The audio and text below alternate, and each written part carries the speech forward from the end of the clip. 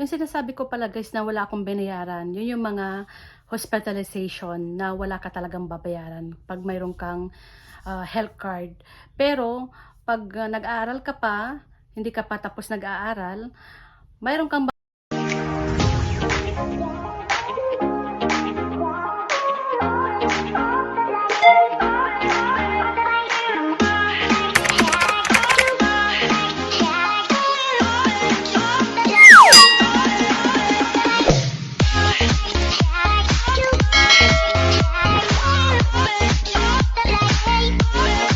A few moments later.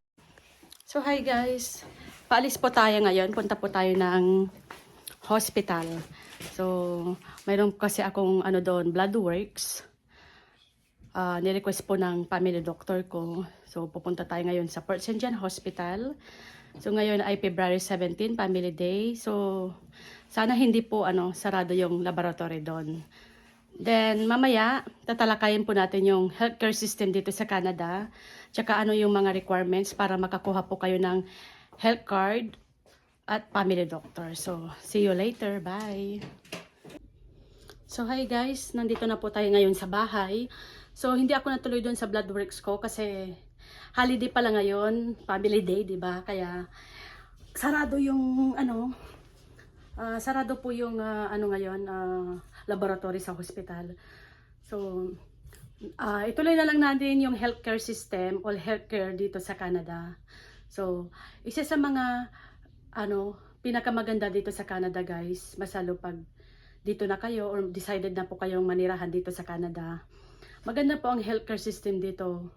Bakit ko po nasabi yon? Kasi na-experience ko na rin po na ilang beses na rin po ako na surgery, and then na hospital na rin po ako.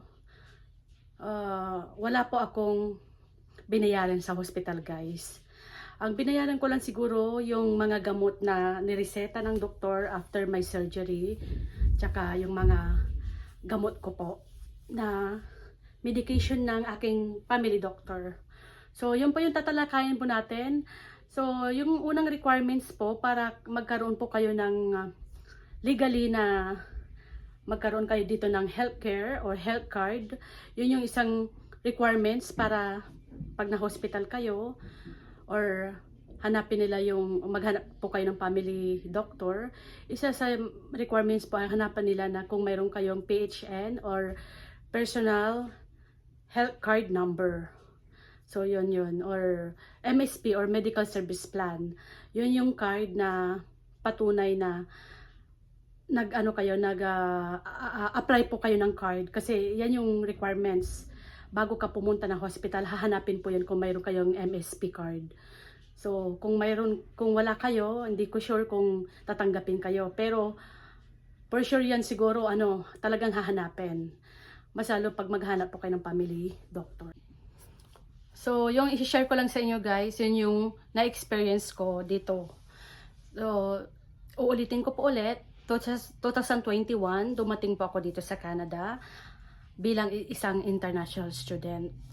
Then, yan yung unang-unang sinettle ko guys, aside sa mga BC, ID, yan din yung unang-unang in-apply ko, yung BC Health Card or MSP. Yan yung in-apply ko through online, nagpa-apply ko na through online. Pwede din naman walk-in, punta kayo sa ICBC Center dito sa Canada. Pwede kayo mag-apply ng health card. Pero, hindi nyo agad makukuha yung physical card mismo. So, makukuha nyo po sila within 3 to 4 weeks. Pero sa experience ko, nakuha ko siya more than 1 month. Pinadala nila sa mail.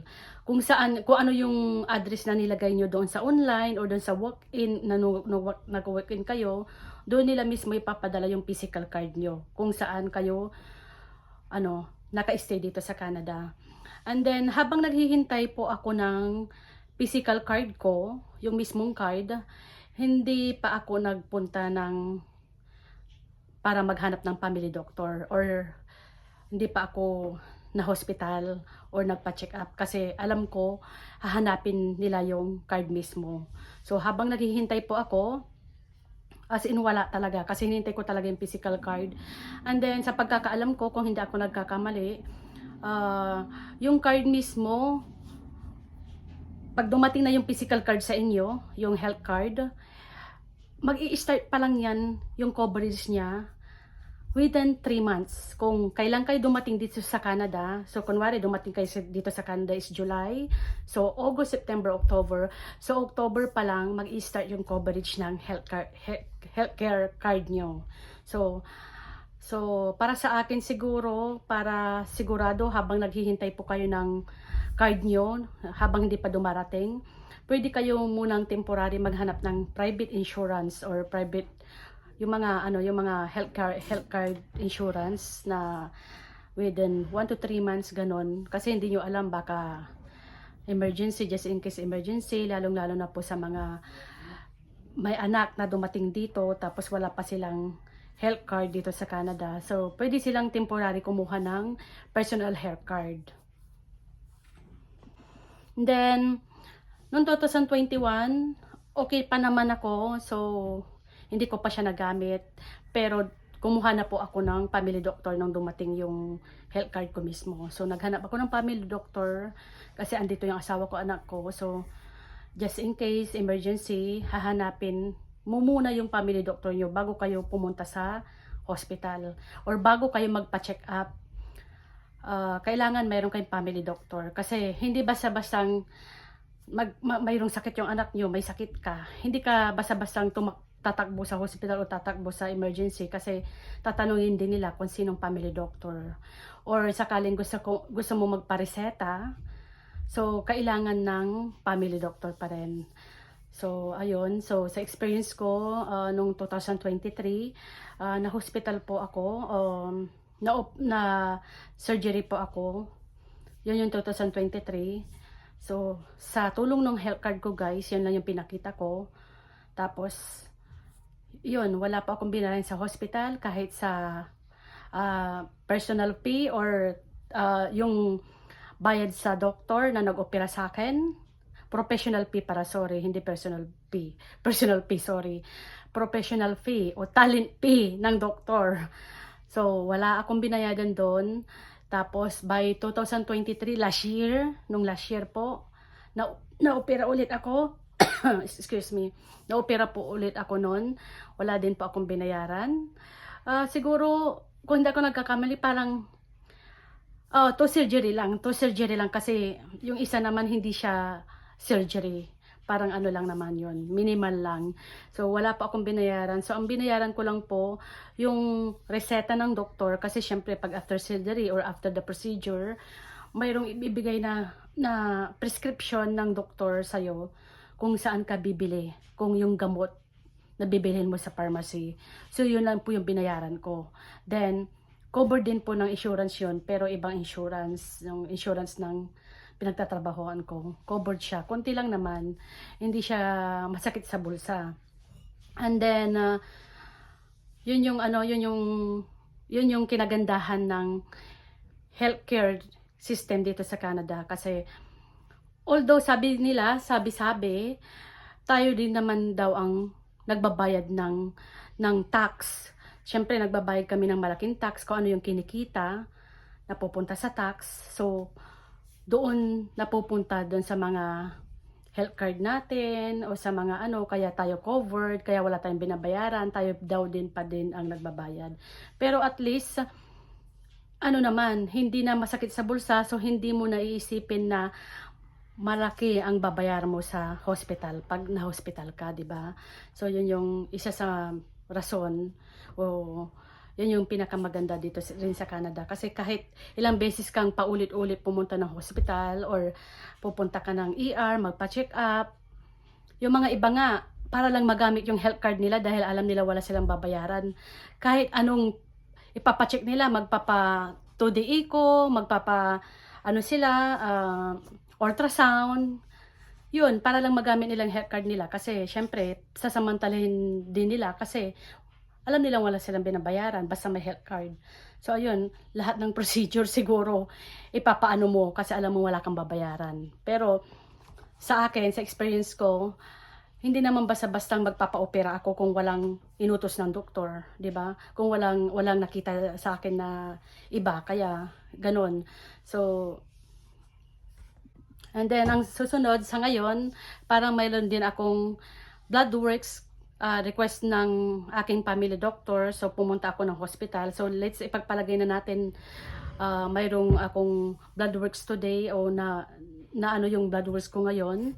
So wala din po akong babayaran. Pero lang kung mayroong mga akong medication na ibibigay ulit ng doktor ko, kung ano man makita nila doon sa blood works, yun lang yung babayaran ko. Pero yung pagpupunta-punta ko sa hospital o pagpunta ko sa ER, wala akong babayaran doon. Kahit pala sa clinic, guys, kung hindi ako pupunta sa ER or sa hospital, pwede rin akong mag-straight sa clinic kung saan naka-assign or naka-base yung doktor ko.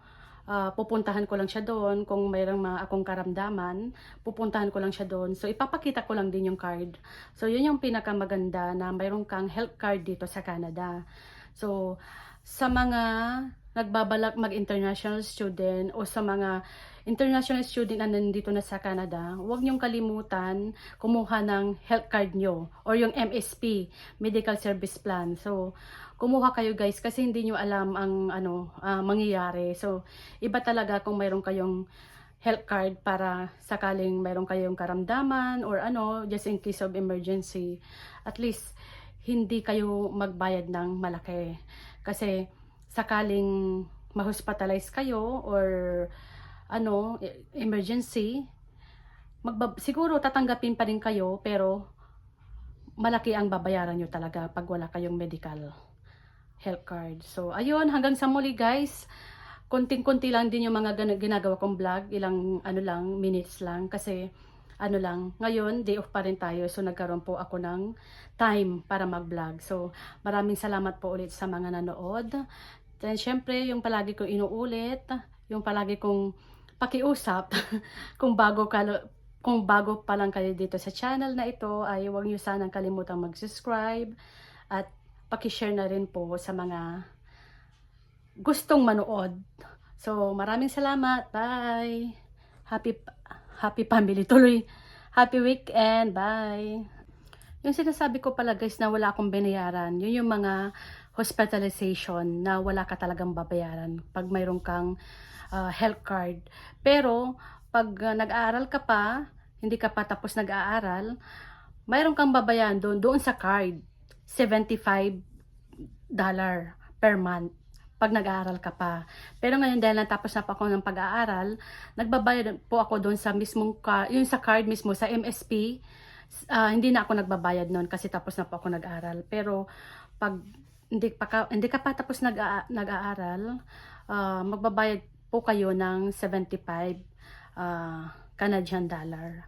So sa MSP po guys. Pero yung sa hospitalization or sa mga mga gamot, mayroon kang babayaran gamot pero hindi talaga siya as inexpensive or ganon. So yun, hanggang sa muli guys ulit. Bye.